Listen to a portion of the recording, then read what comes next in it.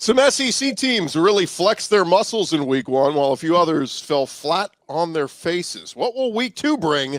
It's time to get the squad together. You're talking ball with the SEC squad. From Alabama to Tennessee, from Georgia to Oklahoma, from Auburn to Texas, it's the local experts of the Locked On Podcast Network bringing you scoops, breakdowns, and the most comprehensive preview of the upcoming SEC weekend. It's the SEC squad, and we have a seat for you. Hurt feelings and thin skin are prohibited. Squad up, you're part of the SEC squad. Oh, welcome into the SEC squad. Sit back, grab your favorite beverage, and join us as we get you ready for another week talking all things SEC. This episode is brought to you by Mazda. Just like there's more to every player, more dedication, more attention to detail. There's more to a Mazda vehicle. Stay tuned later in the episode for highlights in this week's Moving the Game Forward. Mazda, move and be moved. Let's welcome in our panel this week. Chris Gordy from Locked On SEC is me. Zach Blackerby from Locked On Auburn. Stephen Willis, Locked On Ole Miss. John Neighbors, Locked On Razorbacks. Corey Burton, Locked On Vandy. Jaron Spohr of Locked On Mississippi State. Jimmy Stein, Locked On Bama. John Miller, Locked On Mizzou. Clint Shamblin from Locked On Bulldogs. Chris Marler, Locked On Gamecocks. And our buddy Jay Smith from Locked On Sooners is here. You just can't even see him because we can't fit enough people on here. That's how jacked we are. Gentlemen, welcome in. We've gotten through the first week. We're into week two. Everybody's feeling good except for Texas and Bama. But let's jump into it as we always do. First segment, give me a prediction for your team this week. Doesn't have to be a score prediction, but just something you want to see from your team this week or expect. Zach, we'll start with you. Thank you for the floor, Gordy. Clint Shamblin. What in the world, man? Are your hamstrings okay, or did you pull them with all this stretching and twisting that you did all last squad? You talked about, Auburn's going to lose because Baylor is this force in the Big 12, and there's so much to be concerned with. And then y'all go live on Sunday, and all of a sudden you're like, they just beat Baylor. That's it. The inconsistency, it's mind-blowing. I just want to hear what you have to say for yourself as far as like what actually happened between those two shows. What happened between the two shows is twofold. One, Dave Aranda reminded me why he's an awful coach. Thing number one. Thing number two, that I still want to see happen. I still want to see take place. I still want to see the passing game evolve for Auburn. I said if that evolves, if the coming weeks evolves, I am nervous as all get out. There was an incredible run opportunity. Just dropping safeties. You're like, yeah, let's throw it no matter what. It's ridiculous. That's such a ridiculous thing to say from a guy who cheers for a team that's done nothing but just take what the defense gives you and manage a game and get carried by a defense. I'm just blown away by all of this. Clint, tag me in. And the question was, what do you expect to see from your team this week? I expect to see more passes from Jackson Arnold to Cam Coleman and Eric Singleton. He's too busy outside of Chick-fil-A, demanding that they stay open, demanding that they're open for a seventh day. Hates all the cross-country workers that work there 6 days a week. Unbelievable. Sorry, Garrett and Gareth and Gareth. You guys do work hard at Chick-fil-A. Yeah, you're welcome, Zach. I said it. I exposed you. Anyway, I don't know what's going on, but to answer your question, Gordy, I think more passing from Jackson Arnold. Yeah, that's what I would expect. You're playing Ball State, which is neither Ball nor State. So, Clint, I'm embarrassed for you. I'm embarrassed for you. Do we really want to go back to the time where you laughed at me for saying Stetson Bennett was going to run all over you, and you publicly mocked me, and then he ran all over you? That was 4 years ago, man. You've got to move on. Where did you think he was going to run? Not the graduation stage, Clint. Got you, Zach. Got you. Playing both Marler, sides. not yet, Marler. Not yet.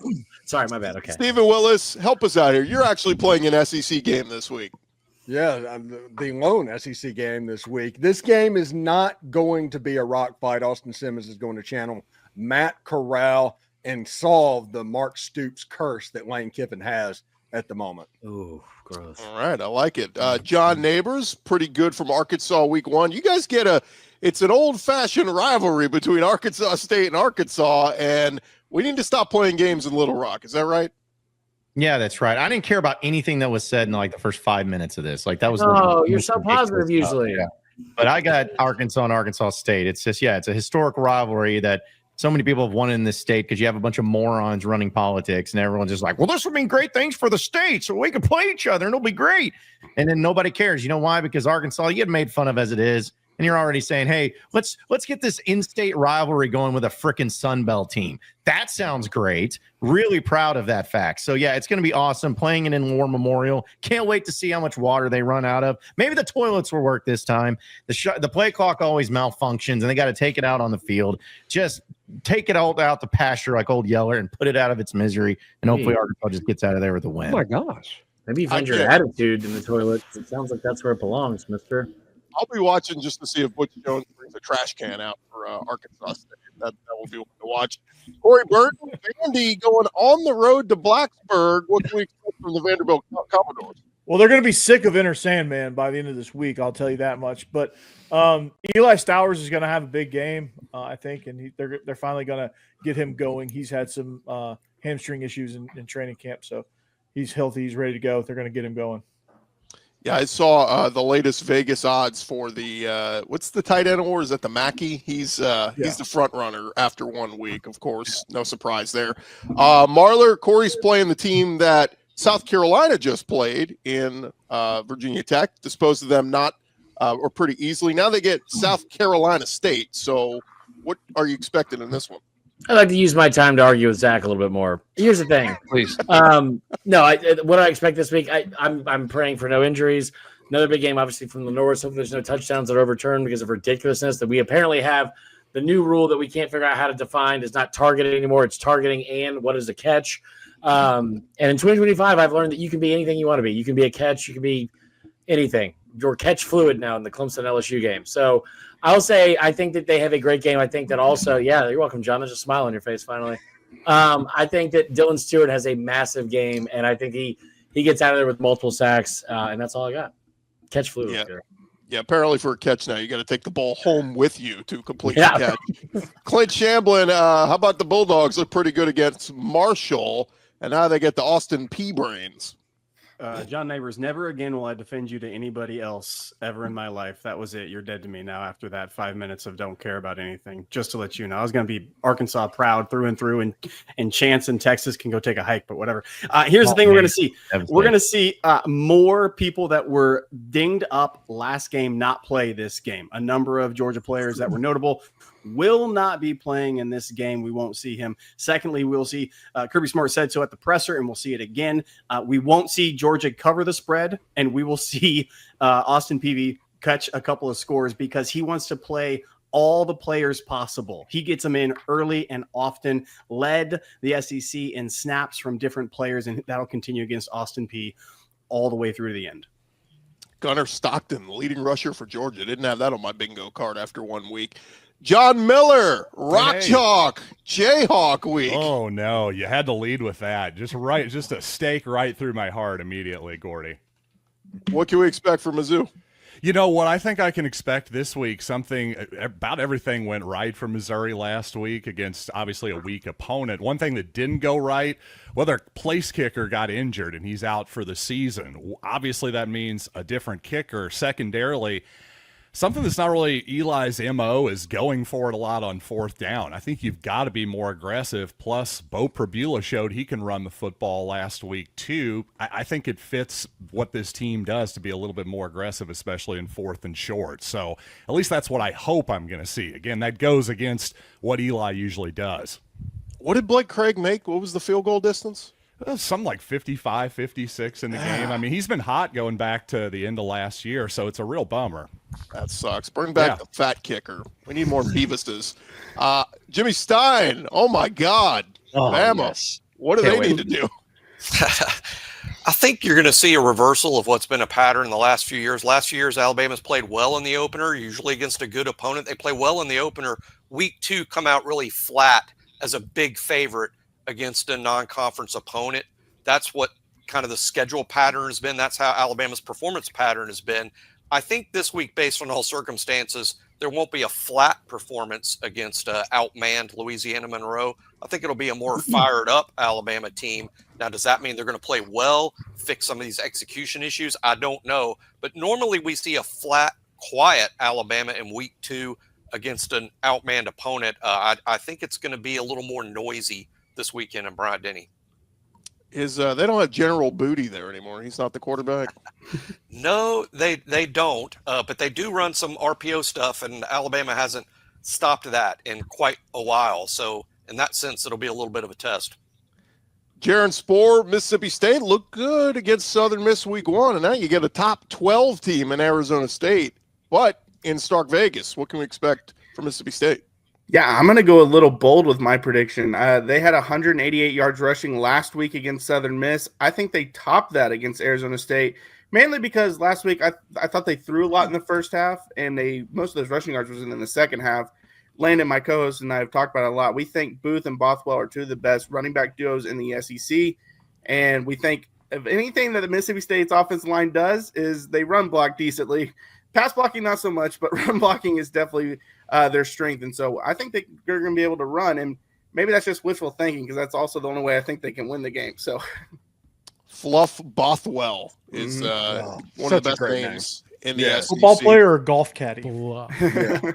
Corey, did we do you on Vandy? It's Jay. It's Jay's turn. Okay, Jay Smith. We got our order mixed up. Jay Smith, the Sooners, they have perhaps the game of the week.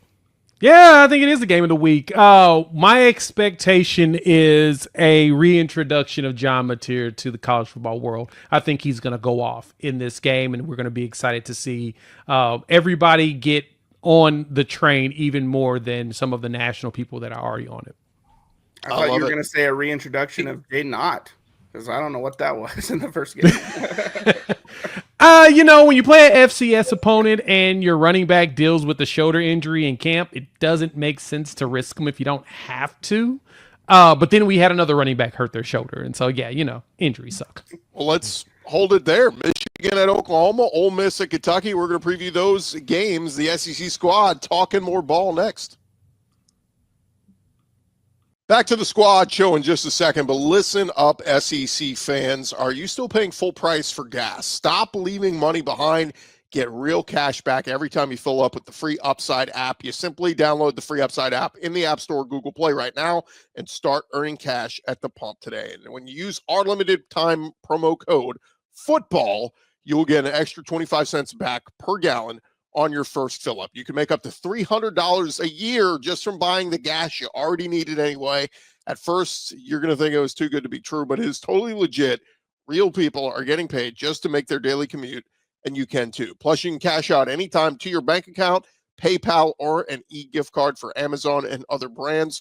Don't let this offer drive on by. Download the free Upside app now using our limited time promo code FOOTBALL for a limited time 25-cent per gallon bonus. That's promo code FOOTBALL. Offers vary by user and location. Go to upside.com for terms and conditions. Hey, this is Mazda's Moving the Game Forward, brought to you by those who believe it's not just about playing the game, it's about redefining it, because these moments do more than win.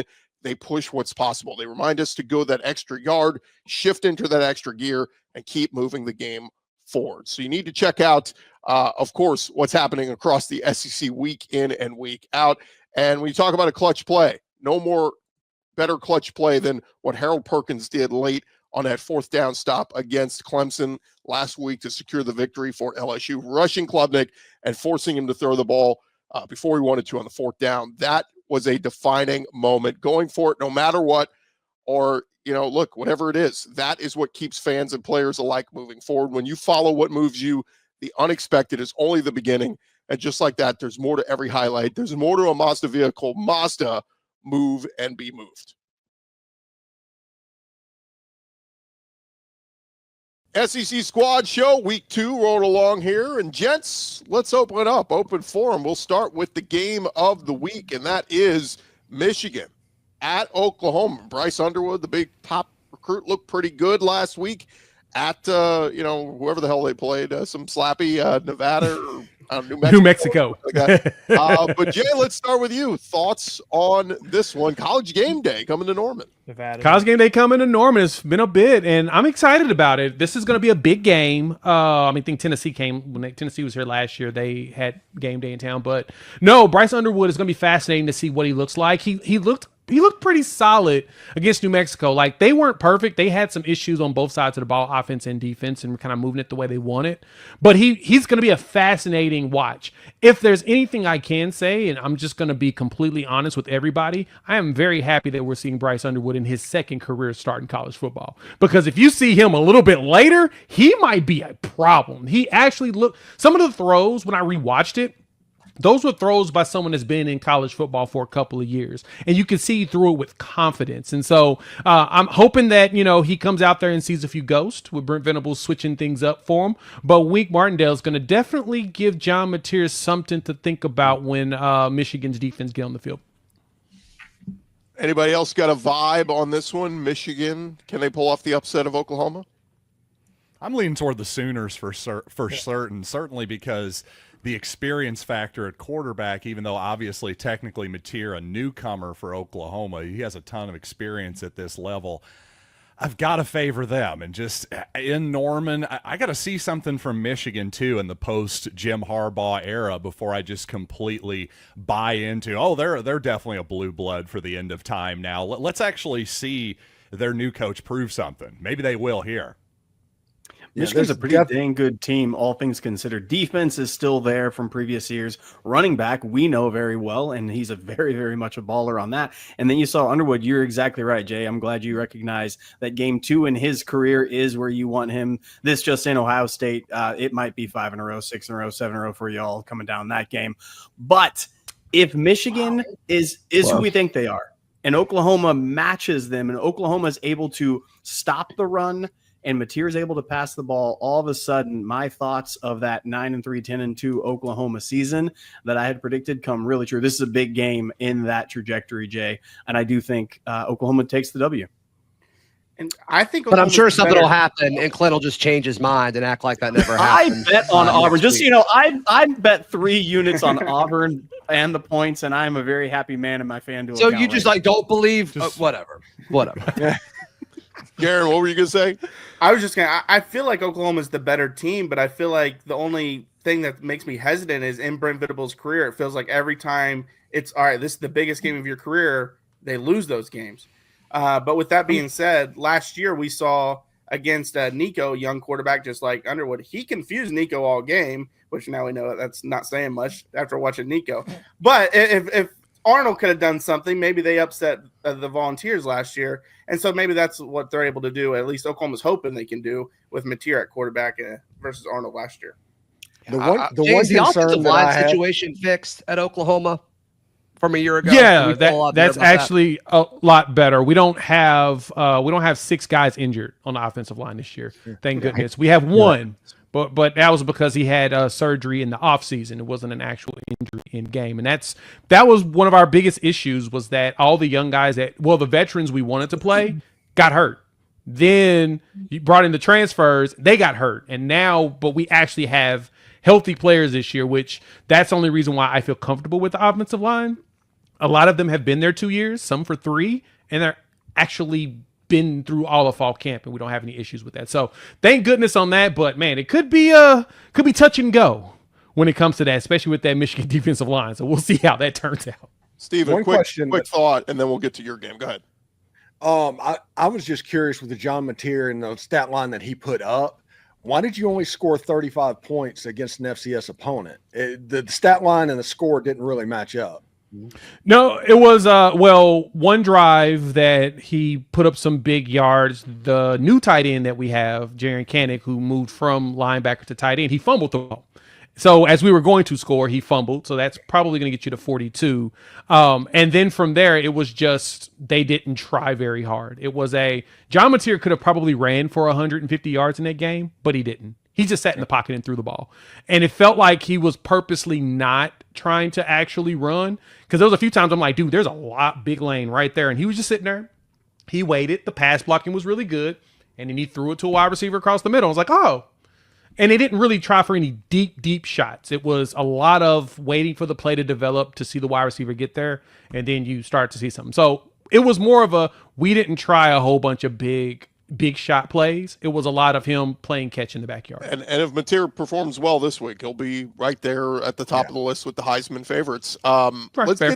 Let's get to another game. Steven, your Ole Miss Rebels taking on the Kentucky Wildcats, and this has been one that it's been close the last 4 years. Kentucky won by 3 last year. Ole Miss won the 3 previous, but all by 1 score or less. So tell us why this year will be different.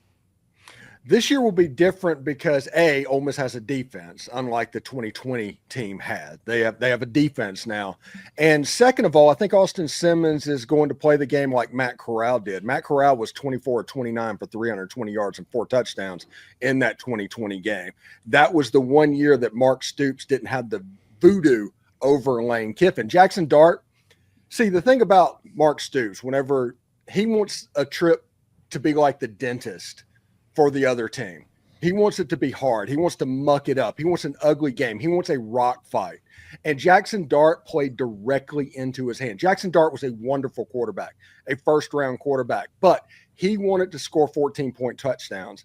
And once they stopped the run, he would just sink back. Jackson Dart would try and hit Trey Harris, who had 11 catches for like 75% of the passing yards last year against Kentucky. And it just played directly into Mark Stoops' hand. I think Austin Simmons is going to play the game like Matt Corral did, a little bit quicker, a little bit more quick game, side to side. The jet sweep is back for Ole Miss, and I think the offense is going to actually get on gear against Kentucky. And if you're up by 2 touchdowns on Kentucky, it becomes 4 touchdowns really quick with the way they play football. Anybody think Kentucky? Hold on. John Neighbors is making so many faces right now. I feel like he should talk. Well, I feel that Ole Miss better beat Kentucky, or else Ole Miss should fire Lane Kiffin. And I'm not joking about that whatsoever, because at some point you got to get past this idea of like, okay, you're just a good coach. You don't want to say that you've peaked already, but if you lose to Kentucky again this year, you got to fire him. And I just feel very strongly about that. I think that Ole Miss is going to win. I feel like that's a game that they should win, and the matchup favors them. But at the same time, it does make me laugh because I love chaos. Because Arkansas, they're just whatever. It's fun to see other teams struggle, and it's fun to see other teams kind of go through it. And it would just be really funny to me if that happened. If Kentucky beat Ole Miss, I don't think they will, but it would be funny. So like Alabama right now, they're struggling. Yeah. Well, let me give you Kentucky's other SEC home games this year are Texas, Tennessee, and Florida. If they're going to win one of the SEC games, this one might be the one because, this is your best chance. This is going to tell me everything I need to know about Ole Miss, this game, and how they come out and how they perform. Did Lane learn all this? Do we carry over from last year, all the wisdom that he got? Does he still have it, or is he going to go back to old habits when pressing an opponent that really does like mucking up in a telephone booth? And if Austin takes that step forward and the defense shows up, now I have a little bit more respect. Those 3 games start looking more interesting to me, because right now I don't feel great about Ole Miss's chances to come out of that without losing 2 of those 3 games you just described. Kentucky just doesn't seem to have as many dudes as they had recently. They put a cornerback in the first round last year. I don't see any first-round picks in that lineup right now. They're just sort of dudeless. Are you talking about Zach Calzada not being a first-rounder? How dare you? But no, I don't see them being able to keep up with Ole Miss's tempo. The jet sweep, the jet read, all that stuff that Lane Kiffin, Steve, correct me if I'm wrong here, but that he did at FAU. I just don't. I see that happening, and I don't see Kentucky being able to keep up with that. Yeah, Zach Calzada last week, 10 of 23 for 85 yards against Toledo. You're going to have to do better than that if they're going to beat Kentucky, Ole Miss this week. All right, we got some other. Say this real quick. I will say this. Ole Miss had a problem in last week's game against Georgia State, giving up explosive in the run game. That is Kentucky's path.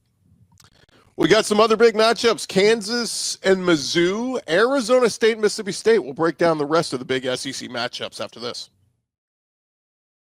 Hey guys, it's almost the weekend. Time to look back and crown this week's MVP on Who Delivered, powered by DoorDash. Just like you can win every Saturday with DoorDash Streaks, saving more every time you order. These players delivered when it matters most.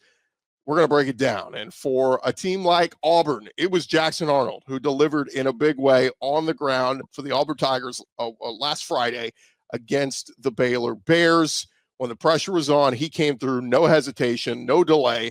And if you've been watching week after week, his performance wasn't a fluke. Jackson Arnold is on a streak that we'll see how many more rushing yards he can get this week against Ball State. But just like Jackson Arnold delivered, DoorDash delivers your Saturdays with DoorDash streaks. You save every Saturday you order, stack it up all season, and you could save up to $250, including $100 in DoorDash credits. Order this Saturday, keep the streak alive, fuel your game day. Only with DoorDash. Terms apply. Promo period through 11/18.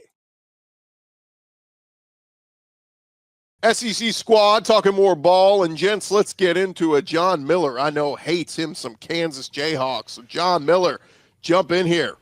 Tell us why we should be all aboard the MIZ train. Well, to your first point there on just my hatred of Kansas, that's actually a good transition. I'm really interested to see, after this rivalry has not been played since 2011, you've got transient rosters compared to the past in the portal era.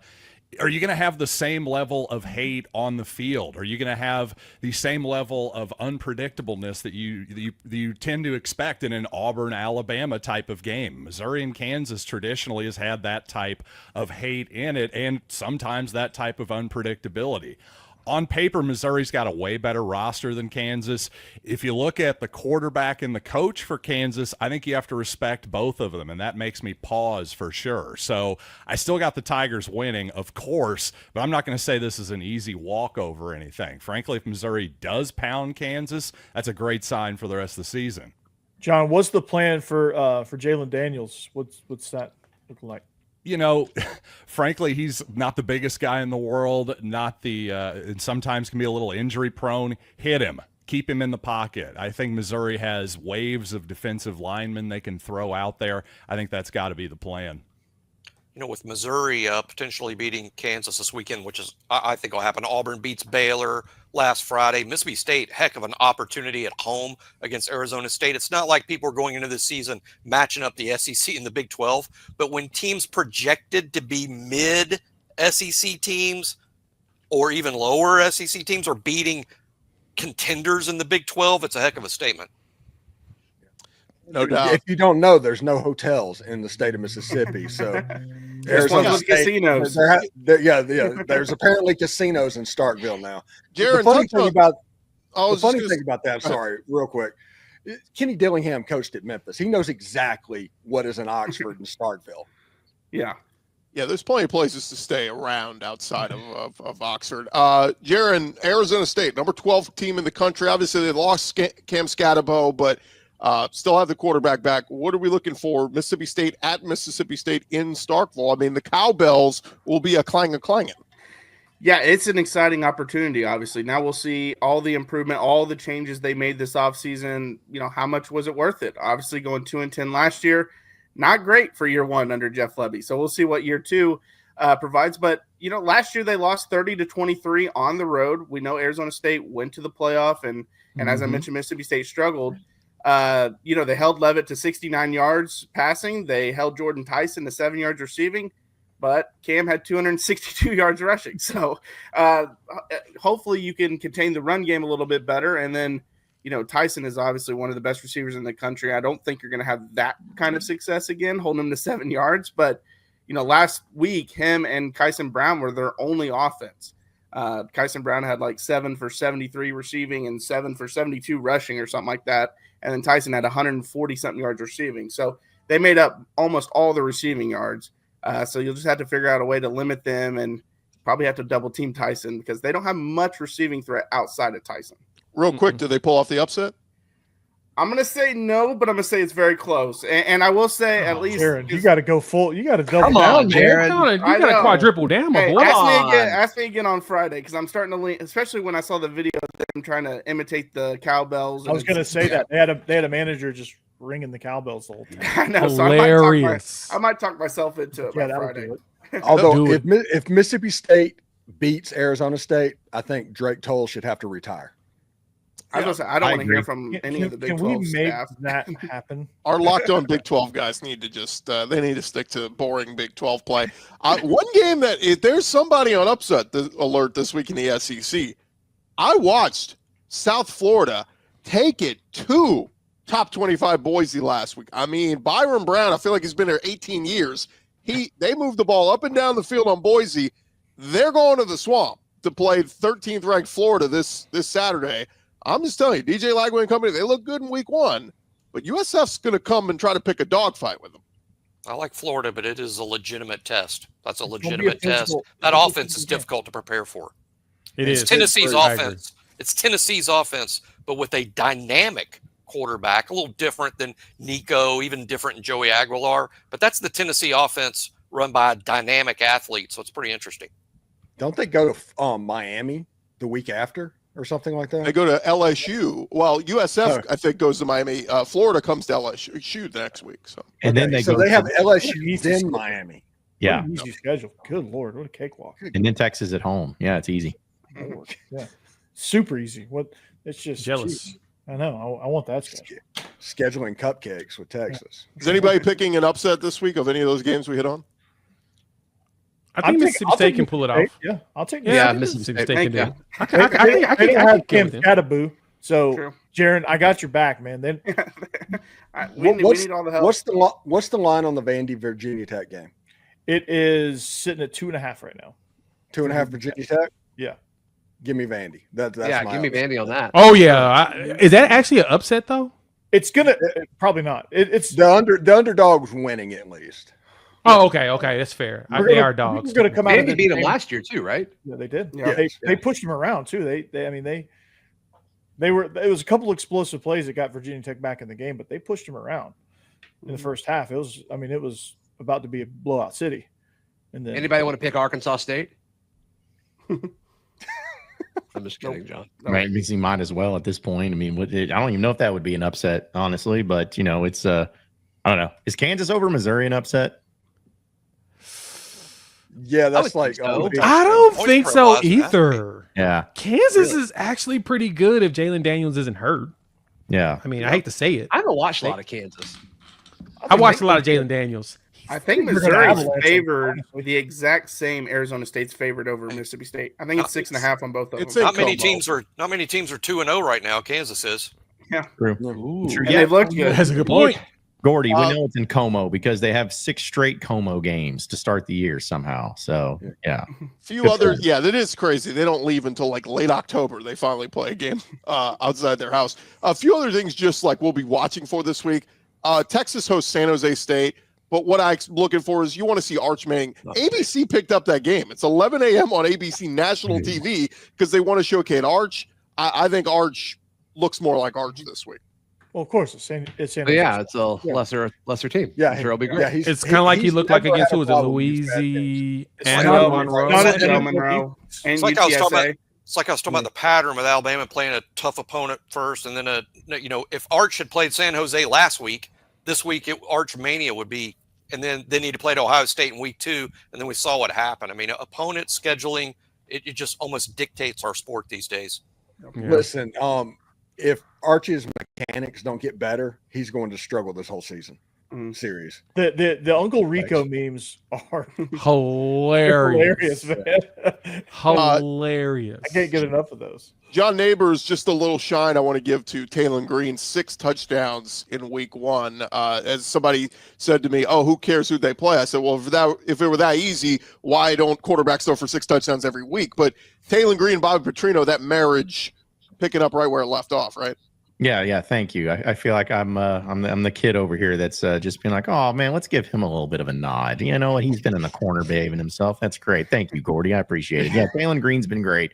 6 touchdowns for him, and that's the thing is I don't care who it's against. Doing that is awesome. He's on pace. He's on pace to have a lot of touchdown throws. Just be careful. Be careful, neighbors, because Auburn scored 70 points on that team last year, and the season was terrible. So just be careful. Well, Arkansas scored 70 points on UAPB, and they had 10-minute third quarter and fourth quarter, and it didn't. Listen, there's no with Razorback fans, there's no like, oh, be careful, don't get too ahead of yourself here. Like we don't know what that's like because every single game is a crapshoot. It's literally like trying to hold a fart in when you have explosive diarrhea. You're going to trust it. You're never going to trust it no matter what happens. So you're just going to watch the game and hope for the best. I hate that that's over 30 minutes in. I hate that happens so late in the show. One more question on the way out, guys. Just after week one, throw it out there. Who's the most impressive team you think, or who's the best team in the SEC in your opinion? LSU. Yeah, LSU. Go Tigers. It's not Texas or Alabama. The way that they played in that Clemson game, yeah, I was impressed. That second half they were was able to awesome. Lights out. Yeah, Masterclass. I will say, Harold Perkins is back.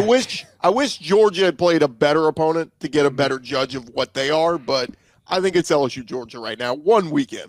Hey, Gordy, that tweet I tagged you in with Dan Casey, that's a whole thread of like play designs from that game. It's pretty good. Yeah. I mean, look, we're seeing creativity. It's what we didn't see from Sark at Ohio State. Where was the creativity? Like just boring, vanilla. And it's good he didn't trust his quarterback. I mean, that's the truth. That's what happens. I mean, I've been in those shoes. Like I've called plays in that situation where I'm like, my quarterback cannot throw the ball down the field. What am I going to do? I've been in that situation. And when Ewers was the quarterback, he would have called those plays. That's the real. That's why Corey is our resident OC. If anybody's going to get a head coaching job in the SEC, we're all quarterbacks that you. I'm going to Alabama next year, guys. It's been real. Shoot, Ryan Grubb. I mean, he may be one and done there in Tuscaloosa. I got a few ball plays I can run. All I heard all offseason was how great Ryan Grubb is, and after week one, everyone's like, he sucks. I'm like, what happened? He's still good. It's weird there. The culture's just weird. I did not have an A-bomb explosion in Tuscaloosa on my bingo card going into the season. You know, the Seahawks, when he was with the Seahawks a year ago, the refrain from fans up there were that he would abandon the run game and not run the ball enough and put too much on the quarterback. And then in the game this weekend against Florida State, they rushed for 55 yards on the very first drive of the game, and there's only 19 rush attempts the rest of the game. So it just kind of fell right in line with what the Seahawks fans were saying. But we'll see. There's a lot of football left. Jimmy, if you could trade Kalen DeBoer for Lane Kiffin right now, would you do it? Yes. Yeah, I had to think about it. He's like, I had to think about it. Well, yes, because there's a lot of momentum with Lane. There's a lot of momentum with Lane right now. But again, I think the sample size, I think everyone's forgotten what Kalen DeBoer was before he got to Alabama. There's only been 14 games. 5-5 in the last 10 is crazy. Lane hasn't won anything at Ole Miss, but what he's done there is extremely impressive based on Ole Miss history. I think 3 of the 4 best seasons at Ole Miss in the last 50 years. And again, a lot of positive momentum there, but it's not going to happen. I mean, but we'll see. Yeah. Zach, would you trade Hugh Freeze for Lane Kiffin right now? Not right now. You're out of your mind. You're an idiot. You're dumb. That's an insane thing. Go ahead, Steve. Close us out. Thank you, Zach. Oh, close it out. First conference victory of the year is coming Ole Miss's way this weekend. They're finally going to not humiliate everybody. If we start where Kentucky's the lone 1-0 SEC team, you're hosting the squad show next week, Steven. Yeah, if Kentucky wins the game, I will absolutely host the squad show. All right, well, we will look forward to that. Gents, thanks for hopping in. Thank you guys for checking out the SEC squad. We're here every week talking all things SEC. And, hey, we're starting a new Sunday recap show for our squad that can jump in for that. Want to remind you guys, too, Locked On and Fire TV present the College Football Kickoff, your ultimate college football preview, a weekly preview. Drake Toll with Gary Patterson and Jesse Holly and all of our Locked On local experts. A college football preview show only Locked On can do. Catch College Football Kickoff every Thursday throughout the season, only on Fire TV. I'm Chris Gordy. This has been our Locked On SEC Squad Show. We're